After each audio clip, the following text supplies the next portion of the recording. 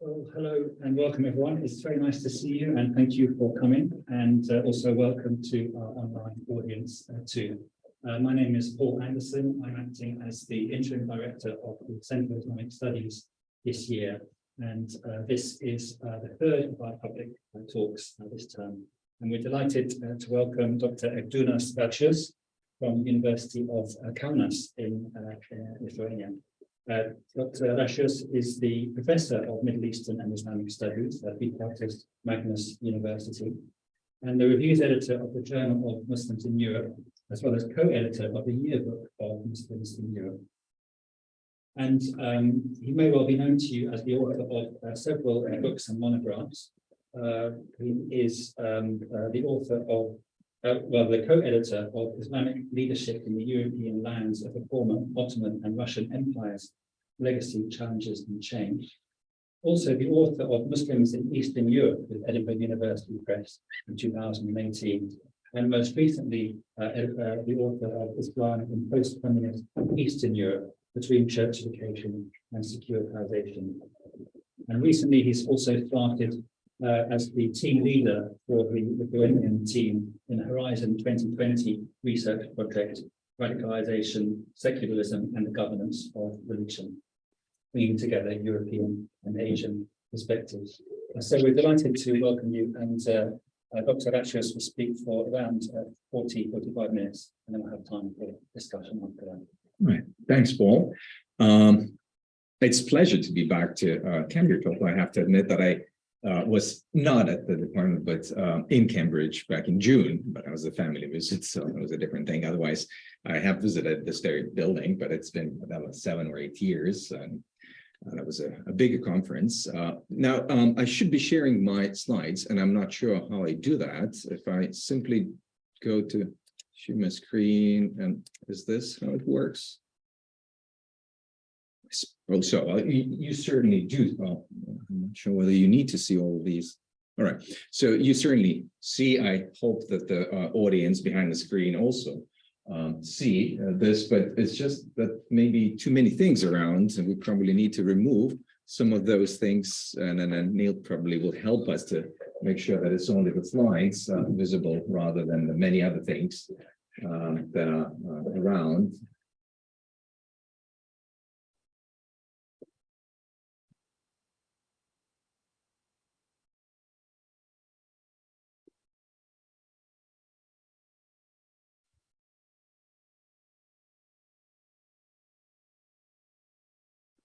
All right, so just let me then start. And as you see, the title of my presentation or lecture, whatever you call it, is Institutional Churchification of Islam in Eastern Europe. And for 2 reasons, you may already be suspicious. And I know at least one person in this very room is suspicious. I'm sure of. Now, the one thing is churchification of Islam, and it might be, I might admit it might already be somewhat misleading. I probably don't mean churchification of Islam per se, but I certainly mean churchification of Muslim religious organizations. So that needs to be probably changed. But then the very word, the very concept of churchification, of course, might set people off. And then when I sent in the proposal, and then has the book for those who want to take a look for the book, someone in the Muslim Minority series at Braille was like, "Oh, come on, this is a joke. Churchification of Islam. No, there's no church in Islam or Church of Islam. We can't allow people to publish this stuff."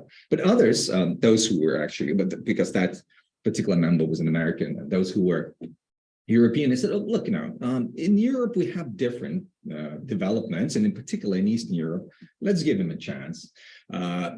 And then, the book was published. In the book, I cover many more things than I will in this lecture.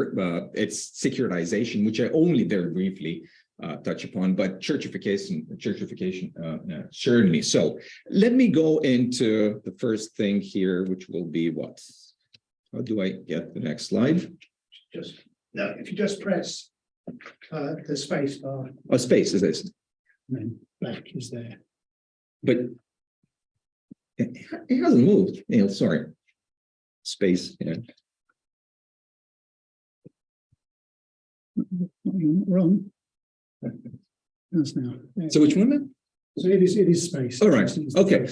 So let me start with the notion or definition of church, and then of course there are dozens, if not hundreds, of definitions of what church is. But I sort of go in this Trollchen Bavarian spirit, so to say, but not exactly, maybe. And then for me, as I understand the church, it's an institutionalized, legally recognized religious collectivity encompassing the totality of believers of that faith, which has an ecclesiastical bureaucratic structure staffed by professional, you might say, ordained ministers who hold monopoly over dogmatics, rituals, and ethics, and which, now referring to the organization, collectivity, which has a positive reciprocal relationship with it and with an attitude toward the state and society. I'm pretty sure it's a fairly deficient description or definition of a church, and then we could find, immediately it's something missing or something that may not need be present, and we still would have a church. So we could discuss about this, but I don't think this is exactly what we are for. So let me just slowly move towards what I want to cover. And then the first question, which might sound as a rhetorical, is non-Christian churches. When we talk about church, do we always imply it's a Christian religious collectivity, as opposed to, say, a sect, denomination, and so on? But we have a church, and we have all sorts of Christian churches. That's fine. Non-Christian churches? Now, there are a plethora of organizations that are registered, that are legal, that have been functioning for decades, if not centuries, that officially refer to themselves as churches. We think of Scientology, we think of popularly called Moonies or Mormons and so on, and then they all call themselves officially church. Are they Christian? I don't know, maybe they're post-Christian if you want. So I won't go into this discussion, but nonetheless, we do have religious collectivities that refer to themselves as churches, but certainly they are not the churches in that sense, as we know, the sort of historical Christian churches. Now, Judaism or Judaist religious organizations, some people would claim that they have, or some of them, of course, not all, have undergone something akin to churchification, and in particular in Europe, this is what the people would argue, we may talk of Jewish churches. All right, I don't know, I'm not pressing for that, but this is what some of the people would suggest. And you would even have people who would suggest that when it comes to Hinduism and Buddhism, you can recognize church-like organizations in those religious traditions. And once again, okay, I don't know, I haven't studied, I would not really push for that, but it's there, so to say. Now, if you come to the question of some things, no. Let's see. All right.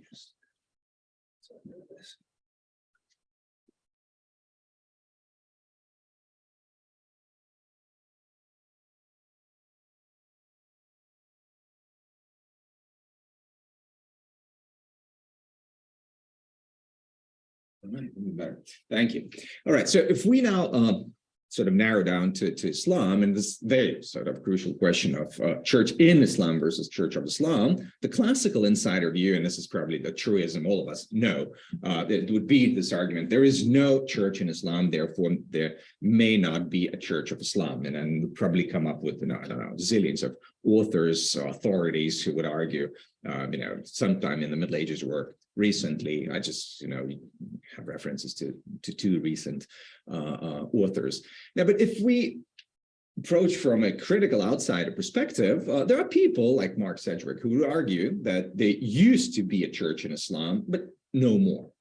And then here's a quote: the location of religious authority 200 years ago indicates that there was a church in Islam, and that church was the body of ulama. This is what he argued. I'm actually going to see Cedric in 2 weeks' time in Aarhus.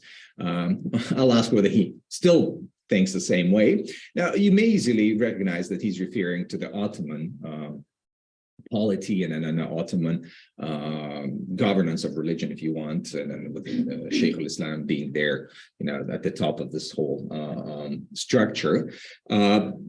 Is he alone? Is Sedgwick alone? Well, I don't know. He may or he may not be, but for our purposes, at least what he would argue is that historically, there's been at least one case in contemporary times, and there are other references where he says, there's no more. Something that I actually argue there is. Okay. Once again, cannot move. Why not?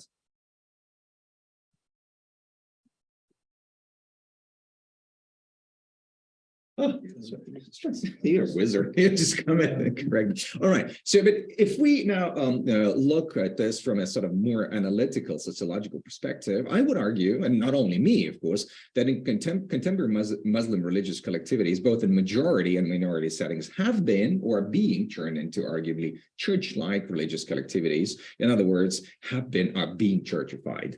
And then for Diyanet in Turkey, there's a plethora of authors who would argue that effectively Diyanet is well, I wouldn't probably dare to call it a national Turkish Muslim church. They don't call it that way either, but they do call it a church or a church-like institution, church-like organization, or that it functions like churches function.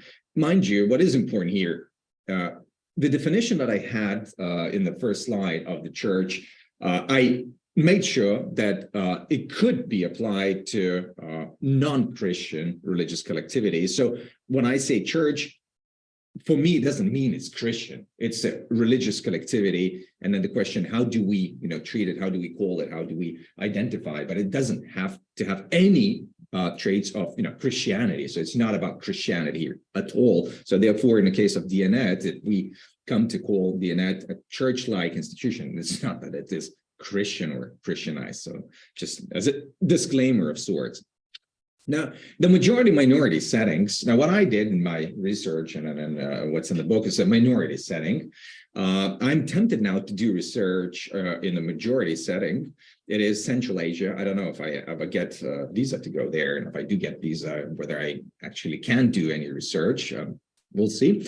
But in the majority settings, of course, it depends on many, many factors, the levels of political secularism and social secularization, securitization of religion, and then what you may call Muslim versions of this Orthodox or Byzantine symphony or Caesaropapism. And I'm tempted to believe I see it in Central Asia, but that's not a conclusion. That's more of a hypothesis. In the minority settings, I would distinguish between, on the one side, origins and then a legal status of Muslim communities, because on the one hand, you may talk about those communities that are autochthonous, indigenous, or whatever you want. On the other hand, they may be of immigrant nature, and I will try to make a point and then say why this is important. And then the other thing, the legal status is only naturally also important. For instance, recognized as traditional. If we asked in Western Europe, for instance, in Belgium, what are the traditional faith communities, or what are the traditional communities in Denmark? Many or most of the people, even scholars, they would shrug off and say, what do you mean by traditional? What is this traditional? Like historically, the predominant? No, legally speaking, like traditional. For instance, in Lithuania, just to give an example, in Lithuania, there are 9 traditional faith communities. And in addition to usual suspects, the Christians, we have 3 non-Christian. Well, Jewish, yeah, we do. Then before I give what we are talking about, then it's a Karaite community. And of course, there's a question, Karaite? Who are Karaims? Anyways, we do have 200 people who are Karaites, and then they are traditional. And finally, the 9th is Sunni Muslims. Okay, so what does this change? It changes so much that although Catholics are 80% and Muslims 0.1 or even less, legally speaking, they have the same rights. If Catholics want to have a Catholic kindergarten, go ahead, have it. If Muslims, Sunni, want to have a kindergarten, go ahead and have. Well, we don't have enough Muslims to have a kindergarten, but legally speaking, or sort of nominally, they could have. So, registered, recognized as traditional, or unregistered, and so on. So that also is, I believe, important. And if we go into now sort of narrowing down towards my scope or geographical sort of scope, Islam in Europe, and it is essentially diasporic Islam, but of 2 different natures. In Western Europe, what you have is the Muslim populations chiefly of immigrants, and also convert background. And then the talk of fiqh al-mahjar, fiqh al-aqliyat versus this Euro-Islam or European, pan-European Islam. Some of you may be familiar with these discussions, and I could have brought some of the names here, but didn't do that. Then, in Eastern Europe, it's a very different situation. And Muslim populations are predominantly of autochthonous nature. It's not that there are no immigrants or converts. No, there are, but in some of the places, the overwhelming majority of the Muslim population or population of Muslim background are actually autochthonous, local, if you want.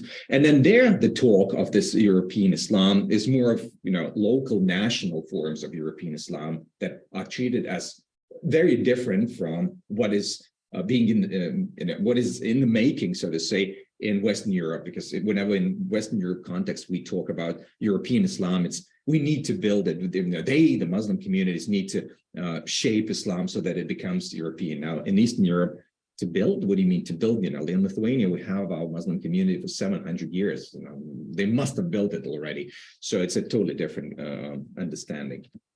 Now, if we go into this question, finally, churchification of Islam in Europe, I would say that I'm not sure if I would actually agree to a statement that there is churchification of Islam in Western Europe. There's a plethora of people who would argue, and to start with my mentor, Nielsen, back in 1993, he would already argue in favor, and even, ultimately Olivier Roy would talk about this, and then others in between. If we do have this phenomenon in Western Europe, then it's being done through these umbrella councils, and then I put a question mark here, Protestant type of churches? Don't know, haven't done research, so would not push too far. But in Eastern Europe, what we see, or what I see, is that it's being done through lead, if not single Islamic spiritual administration, which sometimes is officially called even muftiyat. And my argument here would be that what we see being born is sort of quasi-surrogate Orthodox Christian type churches. And once again, the Orthodox churches and the Protestant churches, and of course, in addition to the Catholic Church, structurally, they're very, very different, of course, and then they function very differently. While the Catholic Church, is a global one, Protestant churches, some of them are sort of national churches, but the Orthodox churches in particular are national and ethnic churches. And in the Balkans, this never-ending story of multiplication of Orthodox churches. There was this Serbian Orthodox Church, and now we have the Montenegrin, we have North Macedonian, and so on. So you have this sort of multiplication of these autocephalous Orthodox churches, the Christian, of course, churches there. For those of you who may not be familiar, I'm pretty sure most of you would be aware of these figures. There are some figures in terms of the populations of Muslim background in Eastern Europe, and then in Russia. Well, Russia is big; it's Eurasian, but the European part might have up to 18 million. I deliberately chose not to cover Russia because Russia is too big, and it's very interesting and very entertaining, but because of the nature of the Russian Federation, the word federation already implies that it's a very complex state, and you have to cover Caucasus, you have to cover Tatarstan, Bashkortostan, and also these sort of central spiritual administrations based in Moscow and so on. So it's a bit too thick to do that, but admittedly, of course, many, not most, but many of Eastern European Muslims live in Russia. Now, Azerbaijan, I don't know, is Azerbaijan in Europe? You tell me.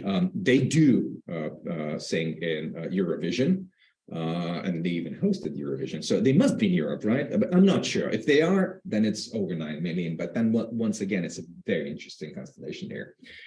You may be aware that they have a single spiritual administration there. But you also may know that in Azerbaijan, the majority nominally adhere to the Jafari or Ithna Ashari or Twelver Shiite form of Islamic religiosity, whereas the minority are Sunni. And in that organization, the Mufti is Shia, but the deputy Mufti is Sunni.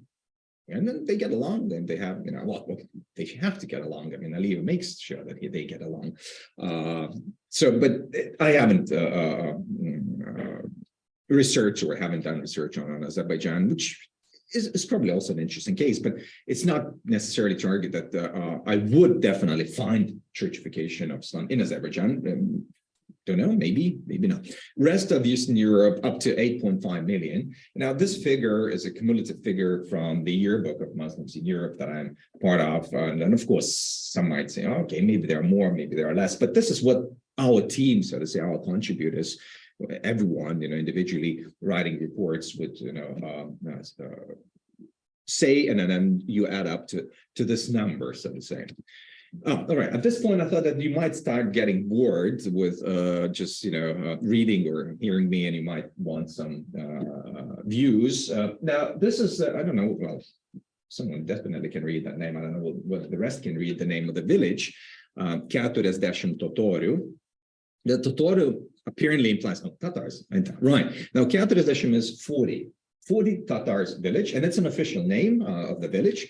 Why 40? Because initially it was 40 Tatar families that were settled in a particular spot, in a particular land, and then it evolved into a 40 Tatar village. And this is the oldest surviving mosque. But when it says 1815, so that's it. Well, the problem is that they are wooden, but they used to be wooden, and they would not survive for long. So they would have to be rebuilt. It's certainly on the spot of a mosque, or actually mosques that had been built, since at least the 15th century. We don't know whether there were any mosques built in the 14th century already, but in the 15th, yes. And then the cemeteries, you already see some of the stones here. Some of the stones date back to the 17th century, possibly 16th century. So that this particular construction is not as old doesn't mean that the presence of mosque is only this recent. Now, it might not look like a mosque, admittedly, and an obvious reason is that, the people there in the village, when they said, okay, we need a mosque, we have enough cash, so let's build it. Can you build? No. Who can build? Those guys. They just built this Orthodox church, the other day. So, let's go to them. Can you build a mosque? What's a mosque? It's a Muslim church. Oh, sure, churches. Yeah, no problem. We can build, no problem. So then they would build something that is not exactly, doesn't look like a, properly speaking, Orthodox church, but you might say that kind of not a mosque, or not a usual mosque that we would expect. All right, let me just continue. So the Muslim majority areas in Eastern Europe, now, once again, narrowing down, Caucasus, Tatarstan, in Russia that I leave, and then what I call Central and Eastern Balkans, with 6 million and 1 million or so, Slavic, Albanian, Turkic speakers, mainly. Not just a piece of information. Now, the research scope, and you would immediately recognize this in a book. I chose 5 countries, post-communist Eastern European countries, of very different sort of type, if you want, nature. The Roman Catholic majority, Orthodox Christian majority, and, well, what I call Muslim predominance. But in the Catholic majority countries, as you see, the share of the Muslim population is minuscule, if anything. Now, in the Orthodox context, in Bulgaria, around 10%, North Macedonia, around 35%. So it's, I'd say, fairly significant. A Pew Research Center had predicted that North Macedonia might become a Muslim majority country by 2050. All right, though the most recent census doesn't suggest that, but we'll see, because there's a enormous emigration from North Macedonia as well as from Bulgaria, and among them there are actually people of Muslim background. Now, Bosnia and Herzegovina, the Bosniaks would probably claim that they are over 50%, but we know that some of the Serbs had boycotted the census, so apparently, probably they are not over 50%. No, another mosque. This is the only mosque that was allowed to function during the Soviet period. It had an imam and everything. You see the 2 doors, and obviously you can immediately realize that one door is for the males and the other one for female worshippers. Now, the interior, it obviously has whatever a mosque has to have, but then sometimes, particularly if I'm in Nordic context, I say that the for the Scandinavians might look more like a sauna, interior, but then that's the wooden. And then some of the churches in Lithuania would also look like that. I mean, the walls would look like this, so there's nothing special about that. Now, when we go to the Muslim religious organizations that I call now collectively muftiyats, some of them, as you see here, officially also have this word muftiyat in their name. These are the 5 ones I'm not going to read. Which ones? What I would like to draw your attention to is that they are dominated by a particular ethnic group, which is sort of, the demographically strongest, or used to be historically, at least in these countries. So, for instance, in Lithuania, it's a Tatar-dominated muftiyat, as well as Tatar-dominated Muslim Religious Union, whereas in Bulgaria, it's Turkish, North Macedonian, Albanian, and Bosniak. So, in essence, I would say that the muftiyats are ethnic, but they do include minor autochthonous ethnic groups. So, for instance, in North Macedonia, Torbeshis, of course, would be part of this. In Bulgaria, Pomaks, and of course others would be part of the Roma, for instance, that they also would be included. Now, the institutionalization of Islam in Eastern Europe, at least in those countries that I cover, when you look, from above and start with legislation, what is common to these countries is that they do have a particular law on religions. And then those laws on religions or other legal acts, like it could be bilateral sort of agreements between the state and that particular Muslim organization, they establish or at least stipulate that there be a particular Muslim religious collectivity to formally legalist nature as implied a national representative of the country's Muslim population. It's there in a legal system, so to say. For instance, the Lithuanian constitution says that there are 9 traditional faith communities, and it mentions them. But then the law now talks not of communities, but of the religious organizations that represent the entirety of that religious community. So obviously, for the Catholics, it's the Catholic Church. For the sort of Protestants or Orthodox, their respective churches. Then on the political level, what you also see is that the governments, mainstream political establishment, essentially, because sometimes these parties might be in opposition, they routinely, publicly, through rhetoric and actions, endorse the designated Muslim religious collectivity status as the national representative Islamic organization in the country. How do they do that? It's, for instance, when you have these sort of functions, events at the parliament where they invite dignitaries, ambassadors, whoever else, big celebrations, and they invite the traditional or the heads of the traditional religious communities. So you have the mufti seated there for all of these countries that I cover. Then, when the Ramadan commences, the prime ministers congratulate, I don't know what one needs to be congratulated on that occasion, but they send in sort of open letters of congratulation, particularly on these Eids al-Adha or al-Fitr, routinely do that, and then therefore sort of publicly also include them or recognize them as the representative representative Islamic organizations in the country. Yes, yet another mosque. Well, I won't say much about it, but it's there. It's the closest one to Vilnius, the capital city.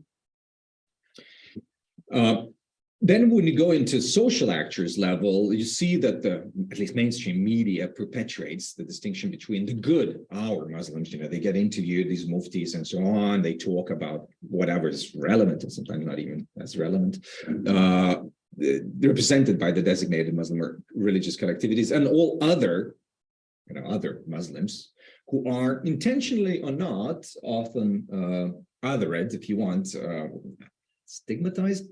Probably, yeah, or that the sort of view of them is fairly biased. So the distinction on the social level is very much felt. And I even have this, for instance, comment on a Lithuanian case where the far right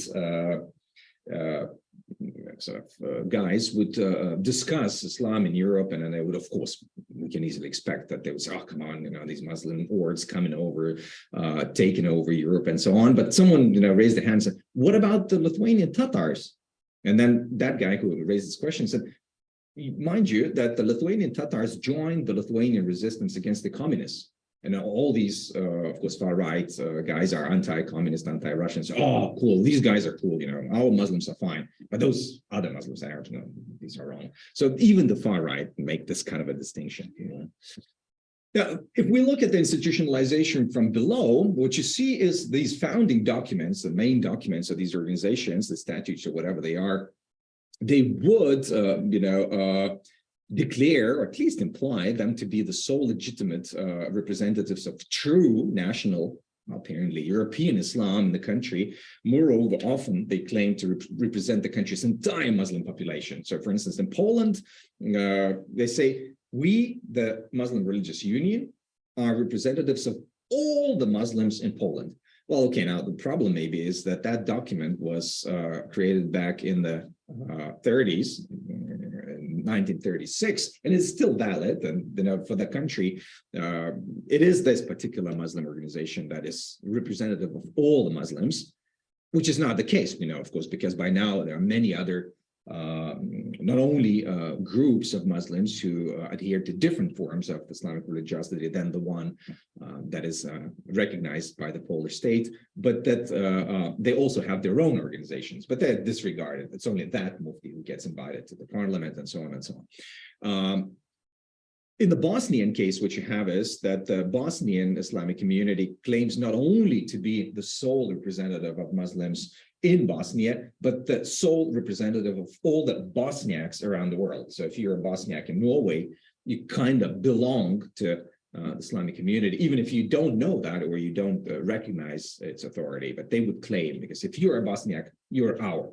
And this probably should also, give you a sense of what I'm attempting to do here and when I make this claim of these organizations approximating churches as institutions or religious collectivities. Now, the muftiyats are essentially ecclesiastical bureaucratic institutions staffed by professional staff, imams and others, and they're headed by this, the mufti, or it could be Racius ulama, for instance, in Bosnia or North Macedonia. This is how they officially are called.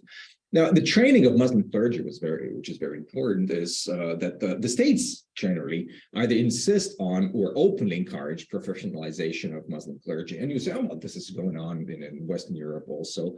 But they do there through the muftiyat-controlled seminaries or Sharia faculties, and in Sarajevo, that Sharia faculty, but also the Islamic Institute in Bulgaria. The contents of Islam, the curriculum, is geared towards perpetuation of a particular local version of Islam understood as indigenous and European. So, for instance, in Bosnia, they have sort of carved out this Bosniak Islamic tradition, whatever that might mean, and then they would insist that this is the correct version, if not for the entire world, certainly not, but certainly for Bosnia, and they would teach, starting with the kids, but also going into the Sharia faculty. Now, control of the mosques, the muftiyats claim ownership of registered mosques and seek to install, well, by appointment or guided local elections, their own imams, basically as meeting the criterion of loyalty, who are accountable to the muftiyat. And throughout the region, you actually see that.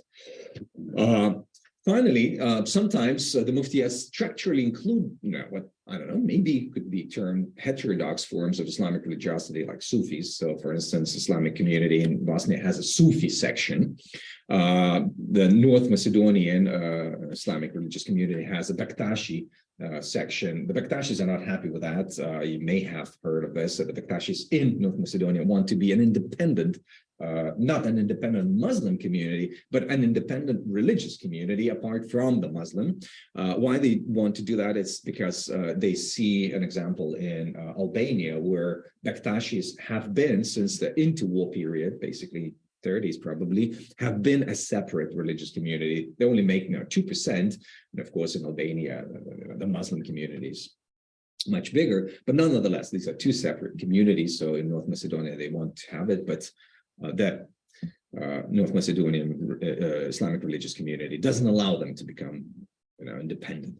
The leadership of the Muftiyads, we can easily see that it's in the open, engages in vilification of those Muslims and their religious collectivities as a rule of revivalist nature. I don't want to call them Salafi or Wahhabi, but probably we could also use those labels, who do not submit to the Mufti as authority. And in Bosnia, in Bulgaria in particular, you see that on a routine basis.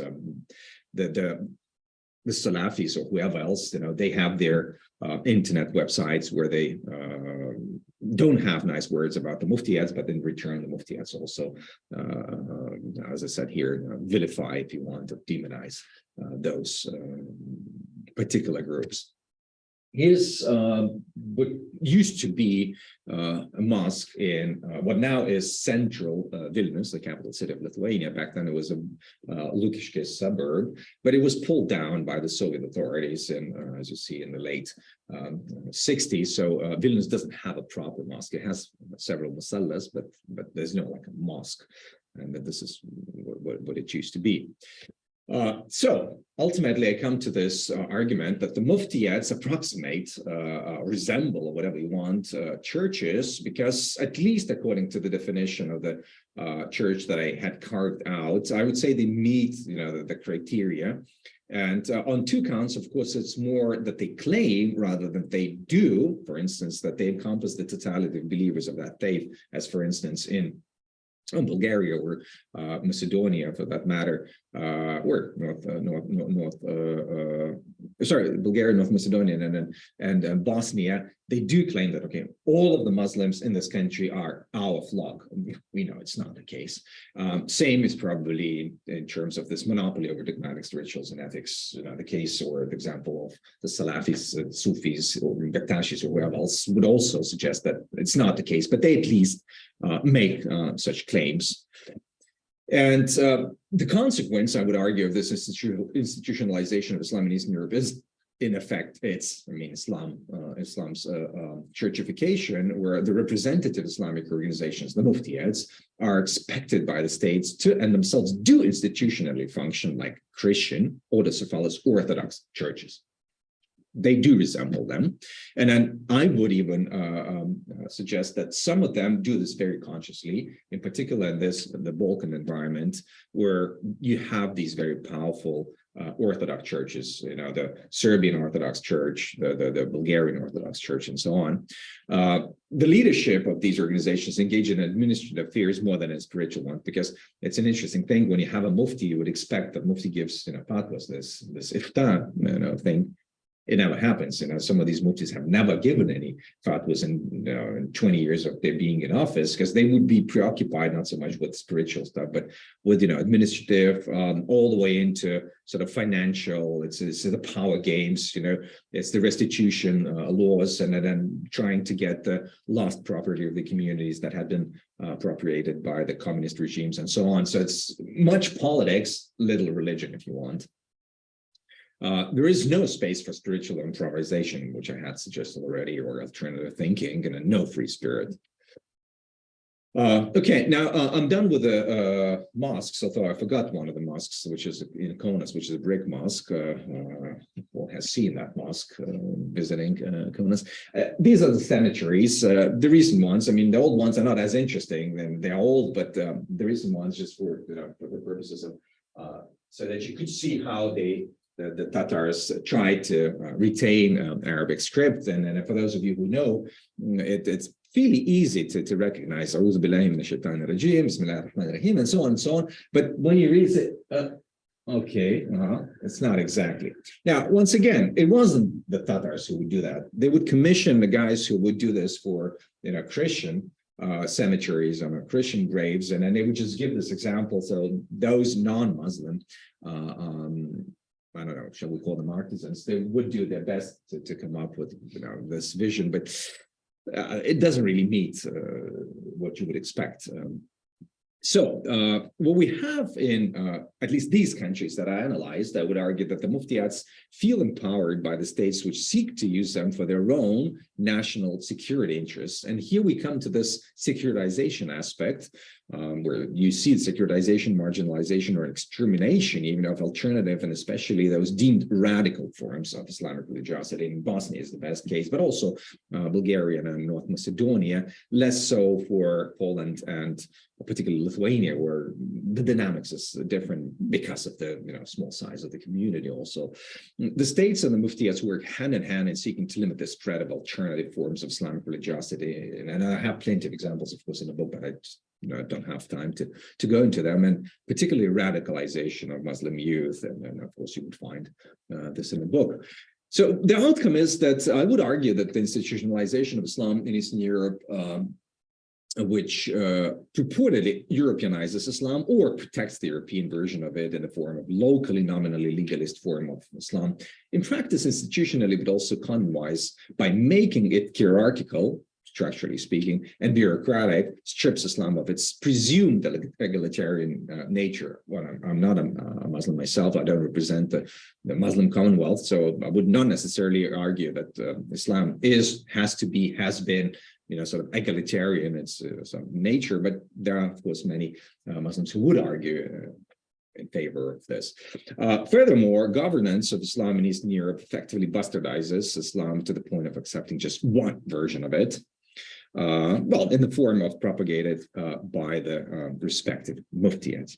Okay, I'm approaching the end of my presentation, where this intra-communal securitization, I think, is an added value in addition to churchification, which is the main focus, of course, of the book, but also of my lecture. What we see is that, of course, the muftiyats portray themselves as the custodians of the true traditional European Islam in that particular country. And as such, they invite all others, heterodox or revivalist groups, to join in and submit to the muftiyats' patronage.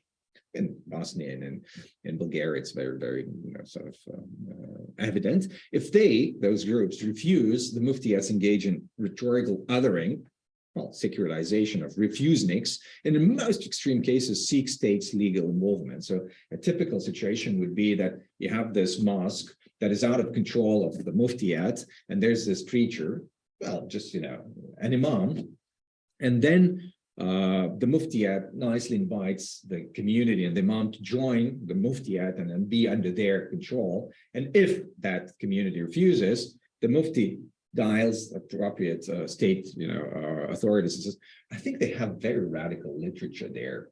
Could you just please go and check? I think you will find something. I'll give you a hint what is radical. So, and then the police come, and of course they find it. And oh, you're a radical imam. They arrest him, and then it goes on and on. And then there's a vacant place. So the mufti comes and says, guys, you need an imam. I have a good guy here. And he's a very good one. Will you accept him? And then, whatever happens there. But there's not a permanent, but sort of often you do get police involvement, the security services and so on in Bulgaria and so on. Once again, there are examples in the book, and I just won't go into detail. But you also have these other examples where, for instance, an Ahmadiyya community wanted to register in Bulgaria, and the state now says, oh, Ahmadiyya, what are they? So they call the muftiyats and say, well, there are Ahmadis who want to register as Muslims. No, these are not Muslims. No, forget it. No, never. The state says, sorry, guys, you're not Muslims. We were told by the muftiyat. So then the Ahmadis, of course, go to Strasbourg. They win the case, and the state once again calls the muftiyat and says, shoot, we have to register them, because Strasbourg wants, sorry. So it's, this kind of a thing going on. And yet some more, my favorite tombstone, actually. Here I say it's really nicely done, provided that, as I said, not an Arabic speaking where people would not be using Arabic script. Even the Tatars among themselves have forgotten how to use it, but they still retain on the tombstones. And for more, you have already probably seen the book around. And then